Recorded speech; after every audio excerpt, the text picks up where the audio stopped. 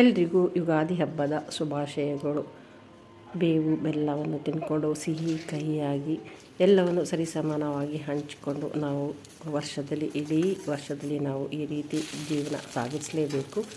ಹಾಗಾಗಿ ಇವತ್ತು ನಾನಿಲ್ಲಿ ಲೆಮನ್ ರೈಸ್ ಮಾಡ್ಕೊಳ್ತಾ ಇದ್ದೀನಿ. ಇಲ್ಲಿ ಚೆನ್ನಾಗಿ ಶೇಂಗಾ ಬೀಜ ಫ್ರೈ ಮಾಡಿಕೊಂಡು ಈರುಳ್ಳಿ, ಹಸಿಮೆಣಸಿನ್ಕಾಯಿ, ಜೀರಿಗೆ ಇಷ್ಟೇ ಇದಕ್ಕೆ ಹಾಕ್ಕೊಂಡು ಸ್ವಲ್ಪ ಅರಿಶಿನ ಉಪ್ಪು ಹಾಕ್ಕೊಂಡು ಇಲ್ಲಿ ಲೆಮನ್ ರೈಸ್ ಮಾಡ್ಕೊಳ್ತಾ ಇದ್ದೀನಿ.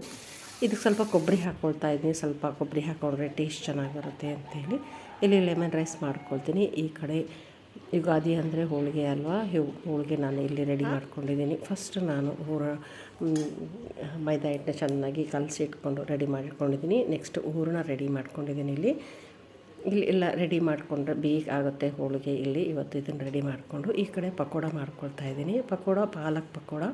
ಇದಕ್ಕೆ ಈರುಳ್ಳಿ ಉದ್ದುದ್ದ ಹೆಚ್ಕೊಂಡು ಪಾಲಕ್ನು ಮತ್ತು ಹಸಿಮೆಣಸಿನ್ಕಾಯಿ ಮತ್ತು ಇಲ್ಲಿ ಬೆಳ್ಳುಳ್ಳಿ ಹೆಚ್ಕೊಂಡು ಚೆನ್ನಾಗಿ ಇದಕ್ಕೆ ನಾನು ಕಡಲೆ ಹಿಟ್ಟು, ಅಕ್ಕಿ ಹಿಟ್ಟು, ಕಡಲೆ ಹಿಟ್ಟು ಸ್ವಲ್ಪ ಜಾಸ್ತಿ, ಅಕ್ಕಿ ಹಿಟ್ಟು ಸ್ವಲ್ಪ ಗರಿ ಬರೋಕ್ಕೆ ಅಕ್ಕಿ ಹಿಟ್ಟು ಹಾಕ್ಕೊಂಡು ಇದಕ್ಕೆ ಉಪ್ಪು, ಸ್ವಲ್ಪ ಸೋಂಪು ಹಾಕ್ಕೊಳ್ತೀನಿ, ಸ್ವಲ್ಪ ಸೋಡಾ ಪುಡಿ ಹಾಕ್ಕೊಂಡು ಚೆನ್ನಾಗಿ ಕಲಿಸ್ಕೊಳ್ತೀನಿ. ಡ್ರೈಯಾಗಿ ಕಲಿಸ್ಕೊಳ್ತೀನಿ. ಪಕೋಡಾಗಿ ಚೆನ್ನಾಗಿ ಡ್ರೈಯಾಗಿ ಕಲಿಸ್ಕೊಂಡು ಲಾಸ್ಟಿಗೆ ಒಂಚೂರು ನೀರು ಹಾಕ್ಕೊಂಡು ಸ್ವಲ್ಪ ಮೆದು ಮಾಡಿಕೊಂಡು ಇಲ್ಲಿ ಫ್ರೈ ಮಾಡಿದ್ರೆ ತುಂಬ ಚೆನ್ನಾಗಿ ಬರುತ್ತೆ. ಗರಿಯಾಗಿ ಬರುತ್ತೆ. ಟೇಸ್ಟು ಅಷ್ಟೇ ಚೆನ್ನಾಗಿರುತ್ತೆ.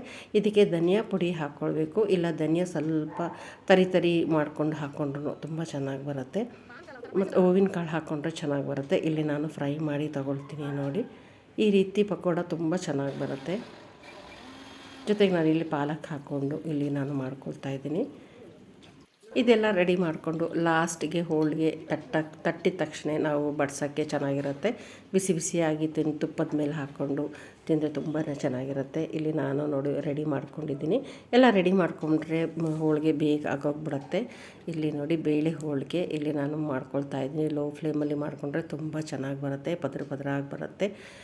ಹೂರ್ಣ ಗಟ್ಟಿ ಇರಬೇಕು. ಇಲ್ಲಿ ನೋಡಿ ಆಯ್ತು. ಇಲ್ಲಿನೆಲ್ಲ ರೆಡಿ ಮಾಡ್ಕೊಳ್ತೀನಿ. ಮೇಲೆ ತುಪ್ಪ, ಇಲ್ಲಿ ನಾನು ಬನಸ್ಪತ್ರೆದು ಶೀಕರಣೆ ಮಾಡಿ ಇಟ್ಕೊಂಡಿದ್ದೀನಿ. ಇದರಲ್ಲೂ ತಿಂದರೆ ತುಂಬ ಚೆನ್ನಾಗಿ ಬರುತ್ತೆ. ನಾನು ಈ ರೀತಿ ಮಾಡಿಕೊಂಡು ರೆಡಿ ಮಾಡ್ಕೊಳ್ತಾ ಇದ್ದೀನಿ. ಇವತ್ತಿನ ಟೇಸ್ಟಿಯಾಗಿರೋ ರೆಸಿಪಿ ಹೇಗಿತ್ತು ಅಂತ ಕಮೆಂಟ್ ಮಾಡಿ ಹೇಳಿ. Thanks for watching. ಸಬ್ಸ್ಕ್ರೈಬ್ ಮಾಡೋದನ್ನು ಮರಿಬೇಡಿ. ಹಬ್ಬದ ಊಟ ಅಂದರೆ ಒಂಥರ ಸ್ಪೆಷಲ್ ಅಲ್ವಾ. ಹಾಗೆ ನಾನು ಈ ರೀತಿ ಮಾಡ್ಕೊಳ್ತಾ ಇದ್ದೀನಿ ಇವತ್ತು.